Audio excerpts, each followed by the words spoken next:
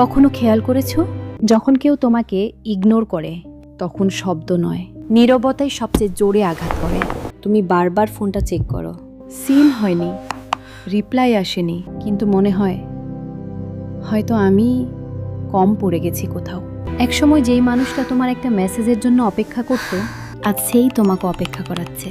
আর তখন Thanksgiving, মাথার son. ভিতর শুরু হয় হাজারটা প্রশ্ন। আমি কি ভুল বলেছি? সে কি আর আমাকে চায়নি না? কিন্তু সত্যিটা হলো, সব ইগনোরের পিছনে কোনো এক্সপ্লানেশন থাকে না। আর সব এক্সপ্লানেশন তোমার জানা দরকারও নেই।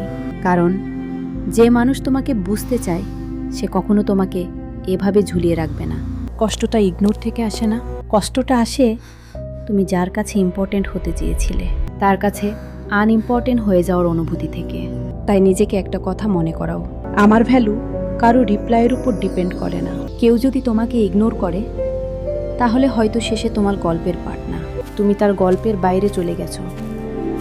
আর সেটাই সবচেয়ে শান্ত সত্য। ভালো লাগলে লাইক আর সাবস্ক্রাইব করতে ভুলবে না।